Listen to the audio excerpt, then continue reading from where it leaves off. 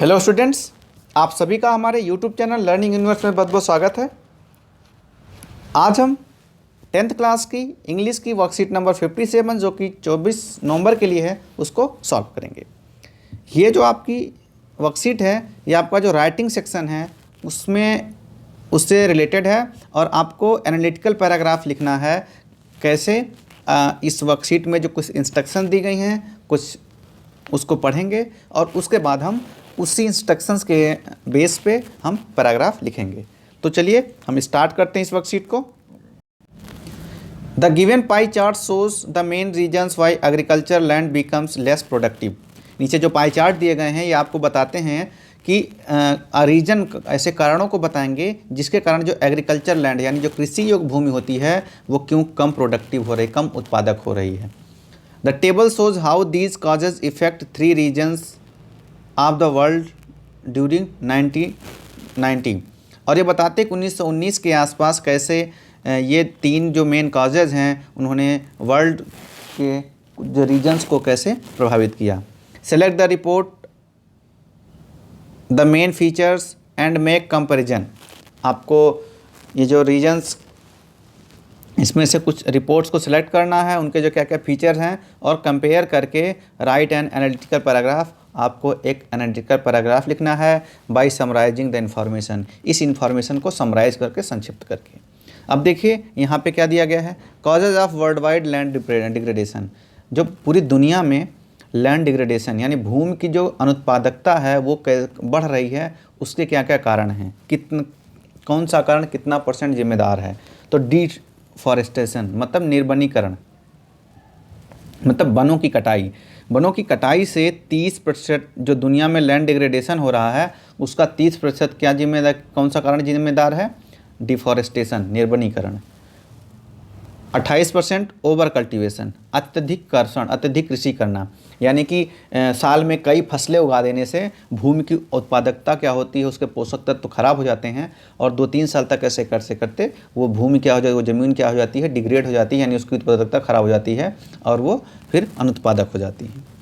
Over grazing अत्यधिक चारण करना, मतलब पशुओं का अत्यधिक चराने से क्या होता है, लैंड डिग्रेड हो जाती है क्योंकि वहाँ पे फिर पौधे नहीं उग पाते हैं तो फिर धीरे धीरे जो ज़मीन है उन पे जो पोषक तत्व होते हैं वो कम पड़ जाते हैं और फिर धीरे धीरे वहाँ की जो ज़मीन होती है, लैंड होती है, वो डिग्रेड हो जाती है। और अदर जो कारण है वो 7%। अदर में क्या क्या आ सकता है, तो अदर में जैसे आप सकते हैं ड्राउट्स हो जाते हैं, फ्लड हो गया,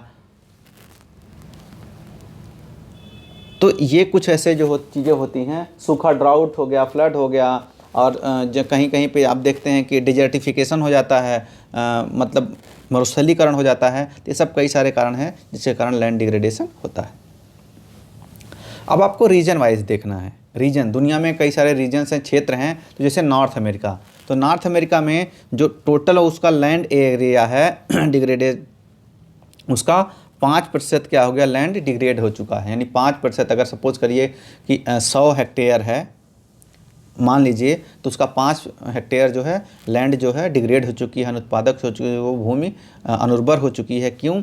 उसका मेन कारण क्या है, जो 2% लैंड है, 0.2% उसके लिए जिम्मेदार है डिफॉरेस्टेशन, 3.3 लैंड के लिए जिम्मेदार है ओवर कल्टीवेशन और 1.5 के लिए जिम्मेदार है ओवर ग्रेजिंग। तो over grazing, over cultivation, deforestation, इनका क्या हिंदी में मायने होता हमने बता दिया बच्चों, तो इसे आप ध्यान में रखिएगा।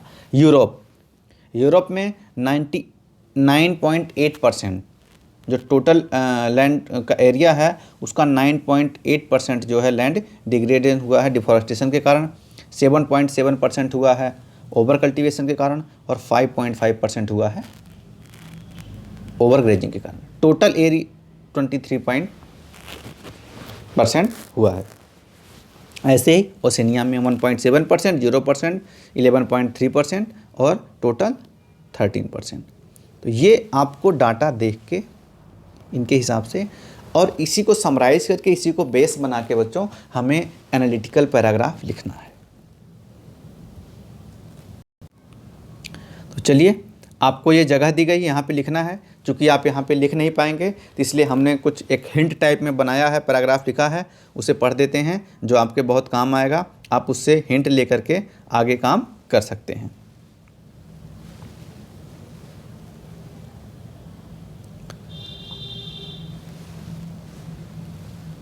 अब देखिए ये हमने लिखा है, land degradation is caused by multiple forces including extreme weather condition, deforestation, overgrazing and cultivation. It is also caused by human activities that pollute or degrade the quality of soil and land utility.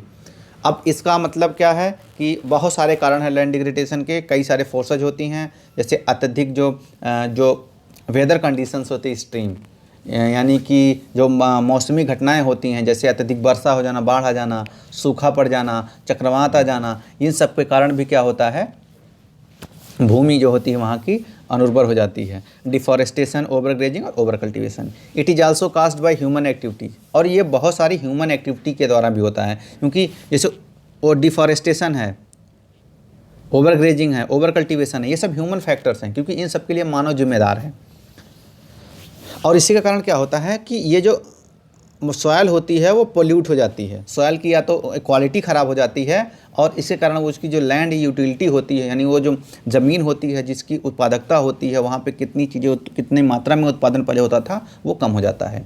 It negatively effect the production, livelihood and the production of the provision of the ecosystem, goods and services. वो काफ़ी ज़्यादा negative प्रभाव डालता है किस पे, production पे, खाद्य प्रोडक्शन पे. सपोज करिए हिंदुस्तान के अगर 15% ज़मीन क्या हो जाए, लैंड डिग्रेडेशन हो जाए, तो यानी कहने का मतलब इनका इतनी % ज़मीन की उत्पादकता कम हो जाएगी, तो पूरे भारत के लिए जो खाद्यान्न की उत्पादकता है वो कम हो जाएगी, प्रोडक्शन कम हो जाएगा. जब ये सब प्रोडक्शन कम हो जाए तो इसके आगे का प्रोडक्शन, जो खाद्य प्रोडक्शन होता है, जैसे खाने जो भी खाद्य चीज़ें बनती हैं, वो जैसे ब्रेड बनना है, अचार बनना है, या जो भी चीज़ें बनती हैं जो हम होटलों में खाते हैं, अन्य चीज़ें जो आती हैं, वो भी क्या हो जाए, उनका प्रोडक्शन भी कम हो जाएगा. इकोसिस्टम खराब हो जाएगा. जब चीज़ें प्रोडक्शन कम हो जाएगी तो उन पे आश्रित जो जानवर हैं, उनके लिए भोजन की आवश्यकता कम, क्या बोलते हैं, भोजन की उपलब्धता कम हो जाएगी, तो उनमें वो भूखे रहने लगेंगे, तो पूरा इकोसिस्टम इससे ख़राब होता है.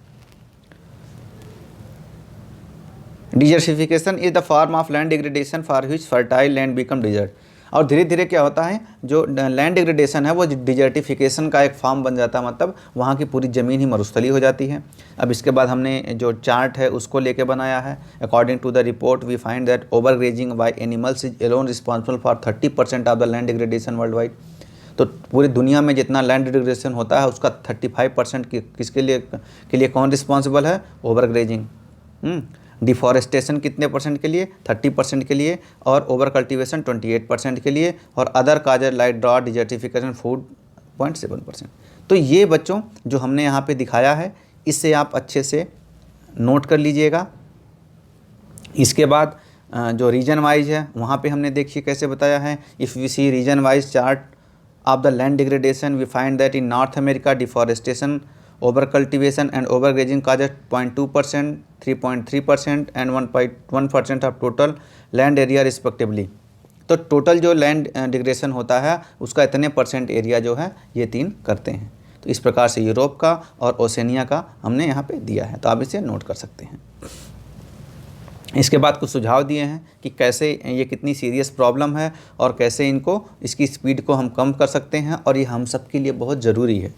Using sustainable means of cultivation, जो धारणीय कल्टीवेशन के मतलब कि आप देखते हैं कि फसल चक्र का प्रयोग किया जाता है कि एक ऐसी फसल जिसमें जो नाइट्रोजन की मात्रा ज़्यादा लेती है, तो उसके बाद किसी ऐसी फसल उगाई जाए जो ज़मीन में नाइट्रोजन की स्थिरता को सुनिश्चित करती हो. इस तरह की फसलों का एक सस्टेनेबल फॉर्मेट हो.